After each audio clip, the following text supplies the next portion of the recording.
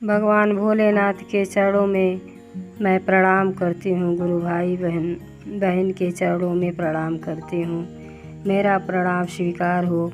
आज मैं जो कथा आपको सुनाने जा रही हूँ वह बहुत ही रोचक कथा है। इस कथा में भगवान भोलेनाथ अपने भक्त की रक्षा के लिए स्वयं दर्शन देते हैं। भक्त खुश हो जाता है, अपार खुशी मिलती है। अगर यह कथा आपको अच्छी लगे तो शेयर और सब्सक्राइब कर दीजिएगा। एक गांव में एक ग्वाला और उनकी पत्नी रहती थी। ग्वाला का एक लड़का था, संदीप। संदीप को छोटे से उम्र में ही उसे बहुत ज्ञान था। वह सुबह उठता और स्नान करके भगवान भोलेनाथ के मंदिर जाता, मंदिर की सर सफाई करता, भगवान भोलेनाथ को जल से स्नान कराता, पूजा पाठ कराता, भजन कीर्तन करता। घर आता तो माँ पिता के वचनों का पालन करता, घर के सारे काम करता। जब थोड़ा और बड़ा हो गया तो शिक्षा ग्रहण करने लगा। पढ़ाई पूरी हो गई तो वह गुरु भाई बहिना ग्वाला का लड़का था। उसके घर गाय भैंस थी। ग्वाला और उसके बच्चे संदीप गाय भैंस की सेवा करते और संदीप दूध बेचने का काम करता। जब दूध बेचने जाता तो थोड़ा दूध बेचता और थोड़ा बचा लेता और भगवान के मंदिर जाता तो भोलेनाथ जी को दूध चढ़ाता, दूध से अभिषेक करता। दिन प्रतिदिन यही काम करता, रोज़ यही कार्य करता। जब तक दूध चढ़ा नहीं लेता तब तक कुछ खाता पीता नहीं। भगवान भोलेनाथ में लीन रहता था। तो जब संदीप मंदिर जाता है तो भगवान भोलेनाथ पुजारी के भेष में वहाँ बैठे रहते हैं। जब संदीप दूध चढ़ाने आता है तो कहते हैं, बेटा इतना दूध तुम रोज़ भगवान को चढ़ाते हो, सारा बह जाता है। अगर इसी दूध का खीर बनाकर मंदिर में भोग लगाते और सबको प्रसाद बांटते तो कितना पुण्य मिलता। तब से संदीप दूध ले जाता, मंदिर में चढ़ाता और बचे दूध का खीर बनाकर सभी लोगों में बांट देता। रोज़ यही करता।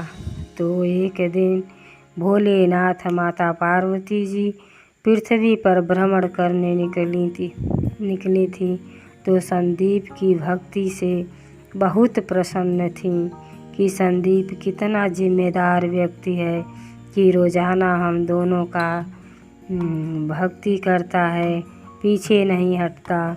तो गुरु भाई बहिना एक दिन माँ पार्वती जी कहीं कि स्वामी चलिए, एक दिन हम उसके घर जाना चाहती हूँ।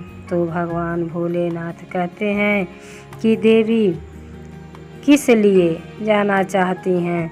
तो कहती हैं मैं उसकी परीक्षा लेना चाहती हूँ।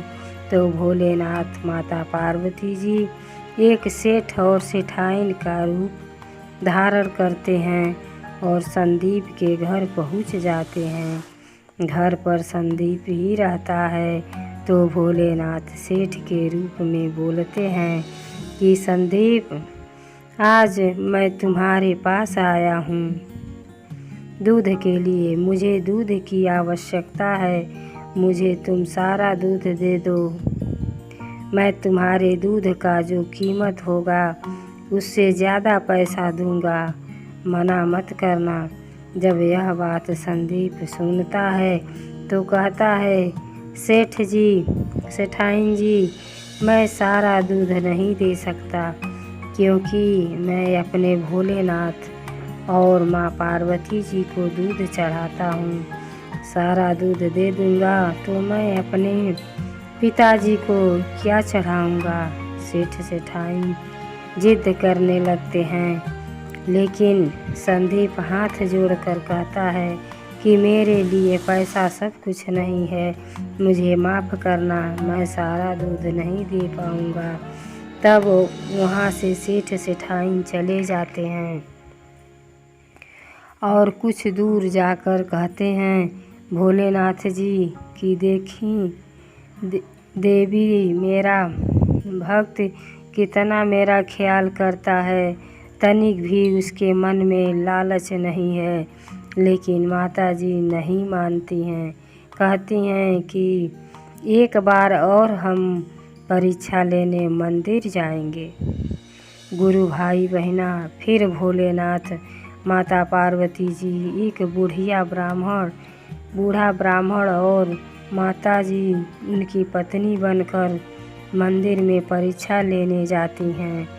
तो संदीप दूध और खीर प्रसाद लेकर मंदिर में आते हैं भगवान को भोग लगाने के लिए। अभी बाहर ही रहते हैं, श्रद्धालुओं की भीड़ लगी हुई है और उसी बीच शंकर जी, माता पार्वती जी बूढ़ा व्यक्ति का रूप बनाकर बैठे हुए हैं और कह रहे हैं कि बेटा मुझे बहुत ज़ोर से भूख लगी है, मैं 3 दिन का भूखा हूँ। बेटा मैं 3 दिन का भूखा हूँ, मुझे कुछ भोजन करा दो। और रो रहे हैं, रो रो करके बुरा हाल है। जब संदीप रोता देखता है तो व्याकुल हो जाता है, मन में सोचता है कि हम सब भगवान भोलेनाथ माता पार्वती का ही अंश हैं। अगर यह ब्राह्मण और उनकी पत्नी भूखों से तड़प कर मर जाएंगे तो हम सबको पाप लगेगा। मन में विचार करते हुए संदीप अपना सारा दूध दोनों लोगों को पिला देता है और मन ही मन सोचता है कि चलो अगर मनुष्य का जन्म पाकर किसी के काम ना आए तो मनुष्य का जीवन बेकार है। और गुरु भाई बहिना अपने मन में भगवान भोलेनाथ माता पार्वती जी का स्मरण करता है और प्रणाम करता है।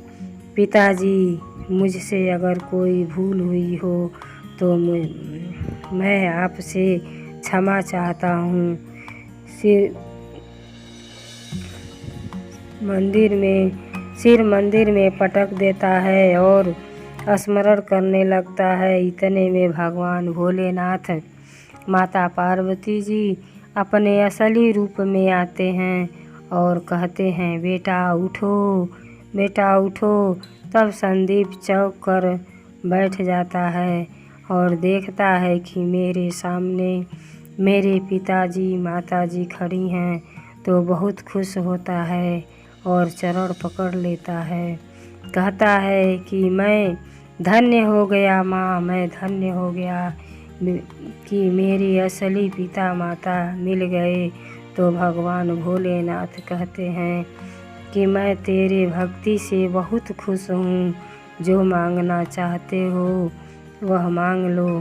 तो संदीप कहता है कि पिताजी माताजी मुझे कुछ नहीं चाहिए, मुझे आपका आशीर्वाद चाहिए।